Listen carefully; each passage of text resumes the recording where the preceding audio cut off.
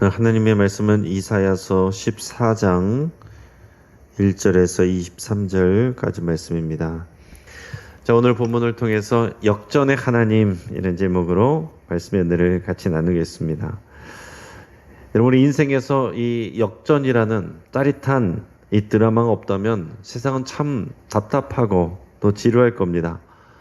우리가 야구에서 9회 말 투아웃 투 스트라이크에서 나오는 이 역전의 말로 홈런, 이것은 이기는 자들에게는 더할 수 없는 기쁨을 주게 되고 지는 자들에게는 크나큰 실망감을 안기게 되죠. 우리 하나님이 역전의 하나님이십니다.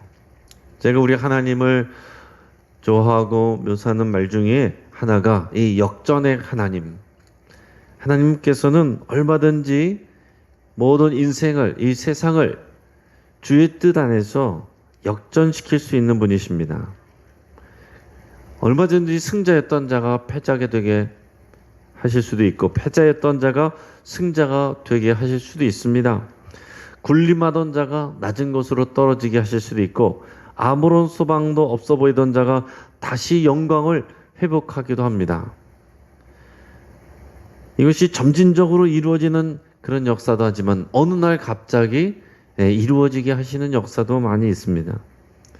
자, 여호와 하나님의 뜻 안에만 있으면 하나님이 원하시는 그때에 우리는 놀라운 역전의 드라마를 경험할 수 있습니다. 세상을 호령하던 이 바벨론이 패망을 하고 교만하던 이 바벨론의 왕은 처참한 상황으로 추락하게 될 것이다 라는 것을 오늘 선포하고 있습니다. 반면에 바벨론을 통해서 징계를 받았던 이스라엘 백성들은 다시 하나님의 은혜와 영광을 회복하게 될 것입니다. 잃어버렸던 땅을 되찾고 실추되었던 명예가 회복이 됩니다. 여러분, 지금은 그런데 아직 이스라엘이 심판을 받기도 전이에요. 하지만 하나님은 한참을 내다보고서 말씀하고 있습니다. 앞으로 이스라엘이 심판받을 것을 확실하게 얘기하신 하나님이 그 이후에 또 바벨론을 징계하시고 이스라엘 백성들이 다시 돌아오게 하실 거다라는 것들을 미리 내다보고서 미리 말씀하고 있습니다. 자, 오늘 이스라엘 회복에 대해서 말씀하시는 내용을 1절, 2절 같이 한번 읽어보도록 하겠습니다. 자, 시작. 여호와께서 야곱을 긍휼히 여기시며 이스라엘을 다시 택하여 그들의 땅에 두시리니 나그네 된 자가 야곱 족속과 연합하여 그들에게 예속될 것이며 민족들이 그들을 데리고 그들의 본토에 돌아오리니 이스라엘 족속이 여호와의 땅에서 그들을 얻어 노비로 삼겠고 전에 자기를 사로잡던 자들을 사로잡고 자기를 압제하던 자들을 주관하리로다. 아멘. 자, 하나님은 이스라엘의 심판을 예고하시지만 그 이후에 다시 이스라엘이 약속의 땅으로 돌아오게 될 거라는 것을 약속을 하고 있습니다.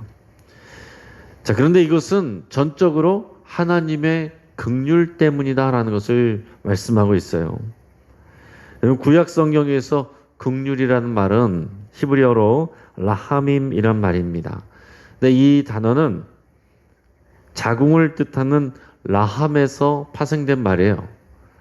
그러니까 하나님께서 인간들을, 하나님의 백성들을 긍휼히 여기신다라는 표현은 어머니의 자궁이 태아를 무조건적으로 감싸고 사랑하고 보호하는 것처럼 하나님께서 그런 모성애적인 사랑으로 하나님의 백성들을 사랑하고 돌아보신다는 것, 그게 하나님의 긍휼하심입니다. 우리를 불쌍히 여기시고 우리를 감싸주시는 것, 여러분, 이것이 하나님의 긍휼이에요. 또 야곱, 즉 이스라엘은 하나님의 긍휼하심, 하나님의 긍휼하심을 받을 자격 자체가 사실은 없습니다. 그들은 자기들의 죄 때문에 하나님 앞에 징계를 받고 하나님 앞에 그의 모든 약속들을 잃어버리게 되는 것입니다. 그들은 하나님을 실망시켰습니다. 우상을 섬깁니다. 하나님께서 가증히 여기는 일들을 그런 죄들을 저지릅니다. 그들은 하나님에게서 완전히 버림을 받아도 할 말이 없는 사람들입니다. 하지만 하나님께서는 여전히 그들을 긍휼히 여기십니다. 그리고 포로로 잡혀갔던 이스라엘 백성들의 그 자리를 역전시키시겠다라고 말씀을 하시는 거예요. 하나님은 이스라엘을 긍휼히 여기시고 그들을 다시 택하셔서 약속의 땅에 두실 것이라고 말합니다. 다시 택한다는 말은 무슨 얘기입니까? 그 이전에 그들이 버림받은 것과 같은 상태가 된다라는 얘기죠. 그것이 바벨론의 포로로 잡혀가는 것을 말씀하시는 것입니다. 그런데 그것이 완전히 심판받아서 끝내는 것이 아니라 하나님께서는 그들을 깨끗게 하시는 정화의 시간을 갖는 것입니다. 그리고 그 기간을 견뎌낸 자들을 하나님께서 다시 택하셔서 하나님의 땅에 다시 돌아오게 하신다라는 거죠. 그래서 바벨론에서 돌아오게 하는 거 제2의 출애굽기가 되는 것이고, 그리고 다시 이 이스라엘 땅으로 돌아오게 하는 것, 이것이 다시 하나님의 약속의 땅으로 인도하시는 그런 역사가 되는 거예요. 그래서 이것을 우리가 제2의 출애굽이다 이렇게 표현도 이렇게 합니다. 그러니까 새롭게 하나님께서 시작하신다라는 얘기예요.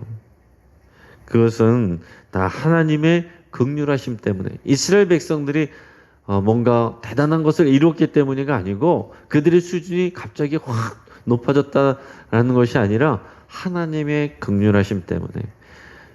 사랑하는 여러분, 오늘 저와 여러분들이 이 자리에 앉아 있고 또 하나님의 은혜를 누리는 거, 또 여러 가지 우리들의 기도가 응답되어지고 우리들의 가정과 우리들의 자녀들 하나님께서 지켜주시는 거, 지금 여기까지 우리를 인도하시는 거, 우리들이 대단해서가 아니라 우리도 믿지 않는 사람들과 특별히 다른 삶을 살았기 때문이 아니라 하나님이 우리를 긍휼하게 여기시고 먼저 우리를 사랑하시기 때문에 여기 있는 것입니다. 이 믿음을 우리가 고백해야 돼요. 내가 이렇게 했으니까, 그럼 그때부터 바벨론의 교만으로 나가는 것입니다. 하나님이 나를 긍휼히 여겨 주셔서 항상 이것이 우리의 고백이 되어야 돼요. 이스라엘이 회복되는 것은 아무런 이유가 없습니다. 그들이 취득해야 될 어떤 조건을 갖춘 게 아니에요. 자격도 없습니다. 그냥 어머니가 자녀를, 어머니의 자궁이 태아를 일방적으로 감싸주고 사랑하시는 그 사랑 때문에, 그 긍휼 때문에 이스라엘 백성들이 다시 돌아오게 된다는 것입니다. 그들 가운데 있던 이 이방인들은 이스라엘과 연합하게 되고 예속되게 될 것이다. 함께 살던 이 이방인들은 그들을 섬기는 자가 되고 이스라엘을 인도해 준 이방인들은 그들의 종이 되게 될 것이다. 이들이 다시 높아진다는 그런 의미죠. 이전에 이스라엘을 사로잡던 자들과 압제하던 자들은 이스라엘의 지배와 명령 아래에 놓이게 된다, 이렇게 선포하고 있습니다. 이것이 완전한 하나님의 역전의 시나리오입니다. 그러니까 여러분, 이런 선포의 말씀을 같이 주시니까 믿음 있는 자들은 이 하나님의 회복을 믿고 하나님의 징계의 시기들을 담대하게 이기고 인내하면서 지나가게 되는 것입니다. 이어서는 하나님께서 이 바벨론의 왕, 바벨론 민족과 바벨론 왕에 대해서 애가를 부르게 하십니다. 우리 3절에서 8절까지 말씀을 같이 읽겠습니다. 자, 시작. 여호와께서 너를 슬픔과 곤고와 및 네가 수고하는 고역에서 놓으시고 안식을 주시는 날에 너는 바벨론 왕에 대하여 이 노래를 지어 이르기를 압제하던 자가 어찌 그리 그쳤으며 강포한 성이 어찌 그리 펴였는고 여호와께서 악인의 몽둥이와 통치자의 귀를 꺾으셨도다. 그들이 분내어 여러 민족을 치기를 맞이 아니하였고 노하여 열방을 억압하여도 그 억압을 막을 자 없었더니 이제는 온 땅이 조용하고 평온하니 우리가 소리 높여 노래하는도다. 향나무와 레바논의 백향목도 너로 말미암아 기뻐하여 이르기를 네가 넘어져 있은즉 올라와서 우리를 베어버릴 자 없다 하는도다. 아멘. 자, 하나님께서는 이스라엘 백성들이 포로에서 회복되는 날에, 그날에 너희는 이 바벨론 왕에 대한 애가와 조롱하는 노래를 불러라 이렇게 얘기하시는 겁니다. 그러니까 이제 그 상태가 완전히 역전이 되니까 그들에 대한 상태에 대해서 애가를 불러라. 그리고 그들의 상태에 대해서 조롱하는 노래를 불러라. 이렇게 말씀하시는 거예요. 이스라엘은 이 슬픔과 곤고와 수고와 고역에서 놓여서 안식하게 되고 이스라엘을 포함한 다른 민족들을 압제하던 이런 바벨론은 황폐하게 된다라는 겁니다. 그래서 바벨론은 다른 민족을 폭행하는 악인의 몽둥이다 이렇게 표현하셨어요. 그리고 그런 민족들에게 권세를 행사하는 통치자의 규다 이렇게 표현했습니다.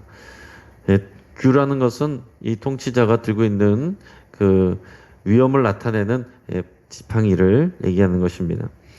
자, 하나님은 그것들을 다 꺾으신다. 바벨론의 그런 악인의 몽둥이와 통치자의 규를 꺾으신다 얘기합니다.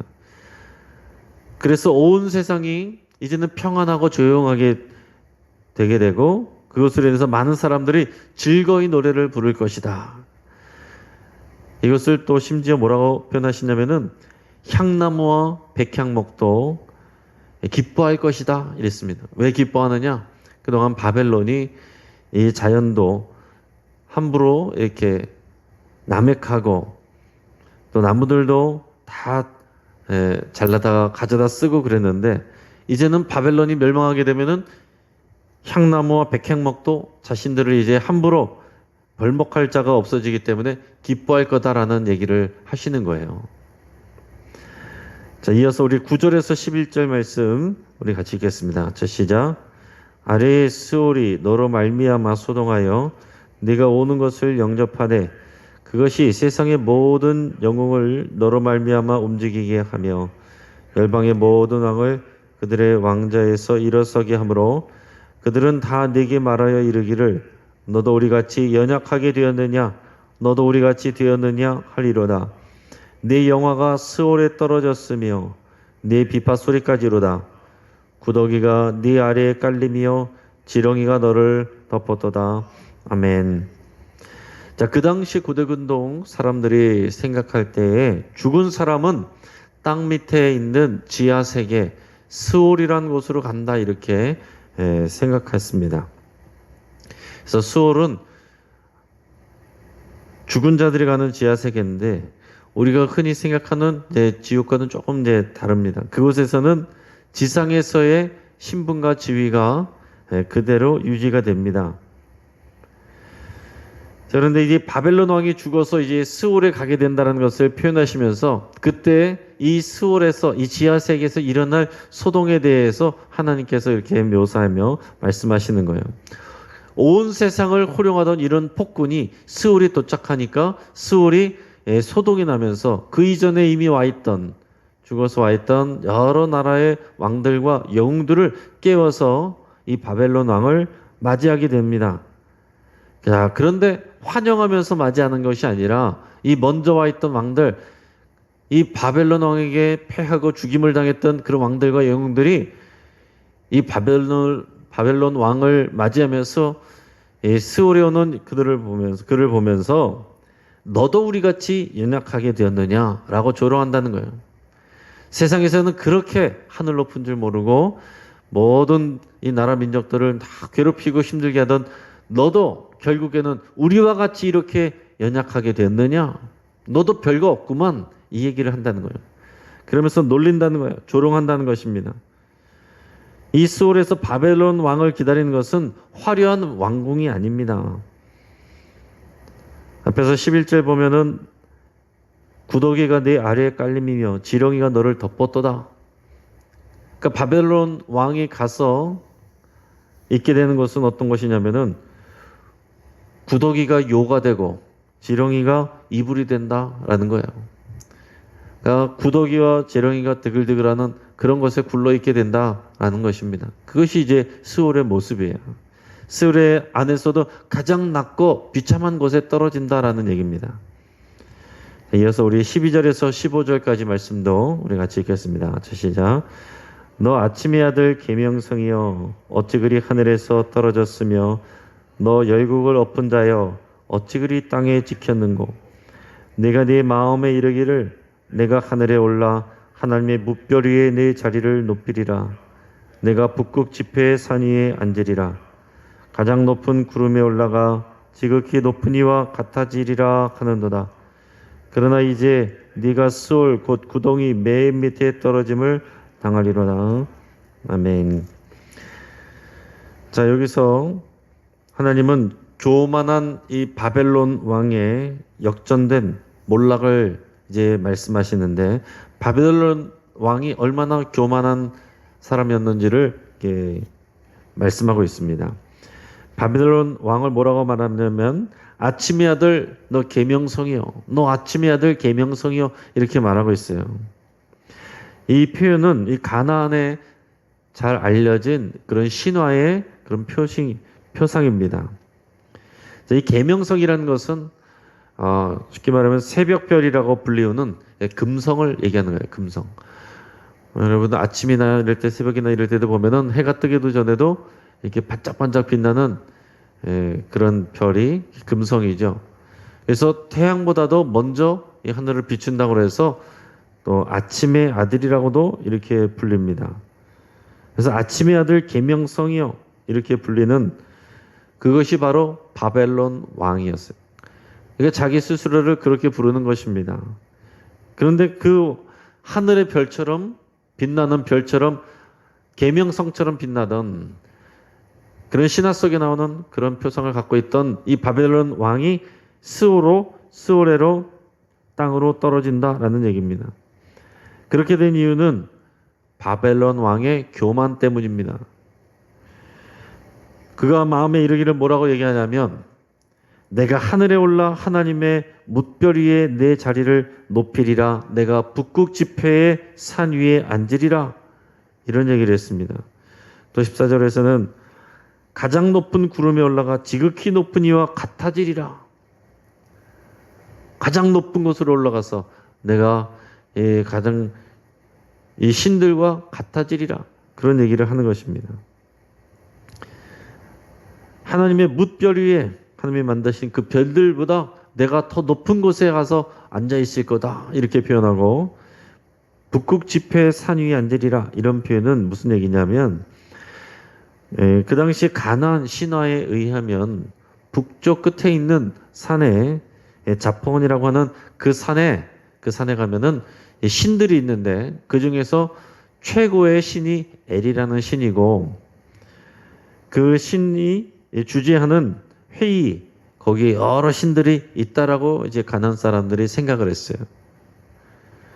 그 신들은 세상의 역사와 민족들의 운명을 그 회의에서 결정을 하는 것입니다. 자, 그런데 바벨론 왕이 자기가 그 자리에 가서 있겠다라는 거예요. 그 자리에서 최고의 자리에 앉겠다는 것입니다. 신들도 자기 밑에다 두겠다라는 그런 교만함을 나타내는 것이 바벨론 왕이었습니다. 그러니까 바벨론 왕이 땅으로 떨어지고 스올로 떨어지는 것은 그들의 철저한 교만 때문이다라는 것을 우리가 여러분 꼭 기억해야 됩니다. 하나님의 백성들도 하나님의 징계와 진노를 받는 것이 결국 교만 때문이에요. 교만하면 하나님의 말씀이 들어오지 않고 하나님이 하신 일들이 보이는 것이 아니라 내가 한 일들이 주목이 됩니다. 하나님의 이름을 높이는 것이 아니라 자기 이름을 높이려고 그래요. 그럴 때 하나님은 반드시 그에 대한 또 징계를 하실 수 있습니다. 그렇기 때문에 교만은 패망의 선봉이요, 겸손은 존귀의 앞잡이니라. 이 말씀을 꼭 기억하셔야 됩니다. 하나님 앞에서 우리는 하나님 앞에 갈 때까지 항상 내 자리를 바르게 인식하는, 이게 겸손이에요. 나는 높은데 나를 낮춘다, 이게 겸손이 아닙니다. 나는 낮은 곳에 있고 나는 부족하고 아무것도 할 수 없는데 하나님이 나를 도와주시고, 내가 이렇게 된 것은 하나님의 긍휼 때문이고, 내가 일을 할 수 있는 것은 하나님께서 내게 힘 주시고 공급하여 주시기 때문이다. 다 이 고백을 해야 되는 것입니다. 여러분, 사람과 사람이 싸우고 다투는 거 왜 그렇습니까? 교회 안에서 또 여러 가지 상처들이 왜 나옵니까? 다 이게 자기의 내가 했는데 그거 내려놓지 아니하면 큰일 날 수 있는 것입니다. 이거 다 내려놓으면 문제가 없어요. 모든 사람은 목회자로부터 모든 성도에 이르기까지 겸손해야 됩니다. 하나님 앞에서 우리는 아무것도 아니지만 하나님이 하셨습니다. 여러분 이 고백하면 우리가 용서하지 못할 사람도 없고 또 내가 크게 뭐 이렇게 상처받을 일도 없고 다 그렇게 되는 것입니다. 마지막으로 18절 20절 우리 같이 한번 읽겠습니다. 자 시작. 열방의 모든 왕들은 모두 각각 자기 집에서 영광 중에 작업만은 오직 너는 자기 무덤에서 내쫓겼으나 가증한 나무가지 같고 칼에 찔려 돌구덩이에 떨어진 죽음들에 둘러싸였으니 밟힌 시체와 같도다. 내가 내 땅을 망하게 하였고 네 백성을 죽였으므로 그들과 함께 안장되지 못하나니 악을 행하는 자들의 후손은 영원히 이름이 불려지지 아니하리로다 할지니라. 아멘. 이 바벨론 왕의 끝이 얼마나 비참할지를 보여주는 것입니다. 세상의 왕들과 달리 바벨론 왕은 이 전쟁터의 시체 무더기 속에서 비참한 모습으로 발견될 거다 이런 표현입니다. 그러니까 다른 왕들은 일반 사람들도 평안히 또 영광 중에 명예롭게 자기들의 무덤에서 이렇게 마지막을 맞이하게 될 것이지만은 바벨론 왕은 이 칼에 맞은 시체 더미 속에서 발견될 거다. 그리고 그들의 후손도 기억되지 않을 것이다. 이렇게 말씀합니다. 그러니까 하나님의 이런 표현이 다 무시무시하죠. 마지막으로 바빌론의 멸망을 예고하는 내용을 21절에서 23절 말씀을 같이 읽겠습니다. 같이 시작. 너희는 그들의 조상들의 죄악으로 말미암아 그의 자손 도륙하기를 준비하여 그들이 일어나 땅을 차지하여 성읍들로 세상을 가득하게 하지 못하게 하라. 만군의 여호와께서 말씀하시되 내가 일어나 그들을 쳐서 이름과 남은 자와 아들의 후손을 바벨론에서 끊으리니 나 여호와의 말이니라. 내가 또 그것이 고슴도치의 구렬과 무릉덩이가 되게 하고 또 멸망의 빗자루로 청소하리라. 나 만군의 여호와의 말이니라 하시니라. 아멘. 하나님은 여기서 누군지 모르는 너희에게 말씀하시는데 하나님은 바빌론의 왕과 그의 후손들을 그들까지 제거하여서 다시는 그들이 이 땅에서 그 자기의 땅을 차지하지 못하게 하라 이렇게 말씀하십니다. 22절에서 보면 만군의 여호와께서 직접 일어나셔서 내가 바벨론을 칠 것이다. 하나님께서 직접 일어나셔서 그들을 칠 것이다. 전쟁터의 장군과 같이 왕과 같이 그렇게 하실 거다 이렇게 얘기하시는 겁니다. 그들의 이름과 남은 자와 아들의 후손을 끊으실 거다라고 얘기를 하는 것입니다. 23절에서 바빌론의 성읍은 황폐하게 돼서 고슴도치가 차지하게 될 것이고 무릉덩이가 될 것이다. 황폐하게 된 거라는 그런 이제 시각적인 그런 표현입니다.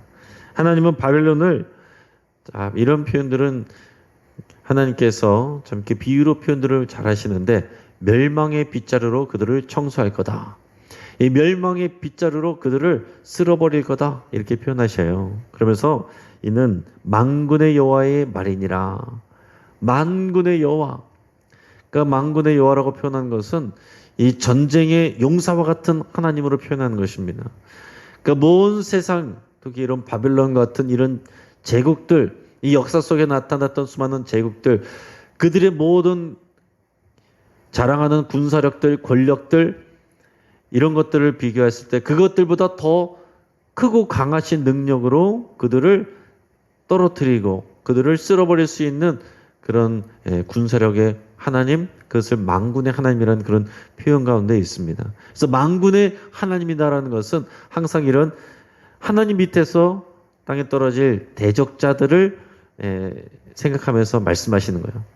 자, 그러니까 여러분 오늘 여기서 바빌론에 대한 이렇게 심판이 강력하게 확실하게 되면 될수록 이것은 무슨 얘기냐면 이스라엘 백성들에 대한 이것이 기쁨이 되는 거예요. 여러분 우리를 압제하고 또 식민지로 통치했던 일본에게 그곳에 일본 땅에 폭탄이 떨어지고 그들이 패망하게 되고 그래서 절대적인 항복을 그 천황이 선포했을 때 완전히 그들이 땅에 떨어질 때 우리나라는 어떻게 됐어요? 그것이 기쁨이었잖아요. 광복의 기쁨, 해방의 기쁨인 거거든요. 그러니까 오늘 여기서 이 바벨론에 대한 이런 철저한 심판을 말씀하신 것은 하나님의 백성들에게는 이것은 굉장한 기쁨의 소식.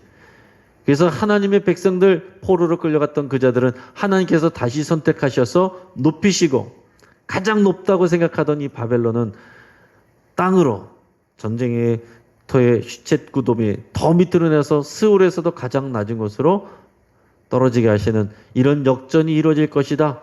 이 모든 것을 말하는 것은 나 여호와니라, 만군의 여호와니라 이렇게 말씀하십니다. 이 만군의 여호와 하나님이 우리를 사랑하시고 긍휼히 여기시고 우리의 아버지가 되십니다. 같이 한번 기도하겠습니다. 오늘 말씀을 붙잡고 함께 기도할 때 우리 하나님은 언제든지 세상과 사람들의 고화를 역전시킬 수 있는 분이십니다.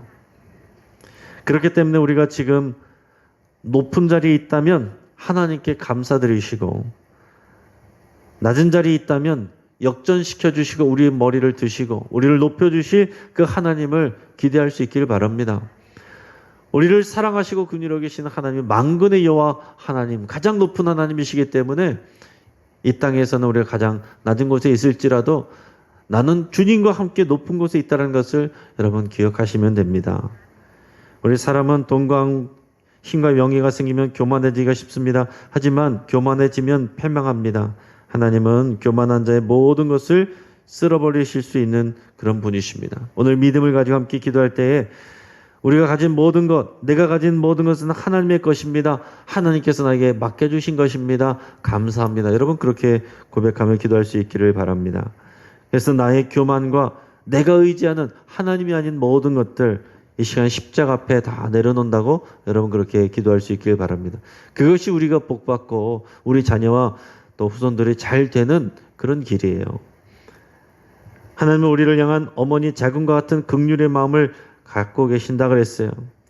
그 하나님의 사랑, 하나님의 긍휼 감사드리시고 내가 하나님의 긍휼을 더 누리기로 그 은혜의 고백으로 내가 살기로 합니다. 그 하나님의 그 긍휼을 다른 사람들에게 내가 전하기로 합니다. 그렇게 여러분 고백하며 기도할 수 있기를 바랍니다. 사랑하는 우리 가족과 자녀들이 만군의 여호와의 능력과 자비로운 긍휼을 더 알게 해달라고 여러분 그렇게 기도하시고 어제 서울 소남노회가 여러분 기도해 주셔서 은혜 가운데 잘 마무리가 되었습니다. 하나님 기뻐하시는 건강하고 모범적인 교회가 되게 해달라고 노회가 되게 해달라고 여러분 함께 기도해 주시기 바랍니다. 우간다의 김무열 선교사님 위해서 함께 기도해 주시고 모든 가족들을 건강하고 진행 중인 주택 건축과 또 준비 중인 제자훈련 사역이 순조롭게 완성되도록 우리 함께 기도해 주시기 바랍니다. 오늘 수요 예배 하나님의 은혜가 부어지도록 위해서 기도하고 이 나라 민족 위해서 여러 일꾼들을 또 새롭게 뽑는 과정 가운데 있는데 또 하나님의 뜻에 합당한 사람들 어떤 일들을 하든지 하나님의 뜻을 이루게 되는 의의 통로로 하나님께서 사용하실 수 있도록 이 나라 민족을 하나님께서 운영하시고 다스려 주시도록 위해서 함께 기도하겠습니다. 주여 한번 간절히 부르짖고 여러 가지 기도 제목으로 여러분의 더 기도 깊은 기도 제목으로 주님 앞에 나가기로 합니다. 같이 한번 기도하겠습니다.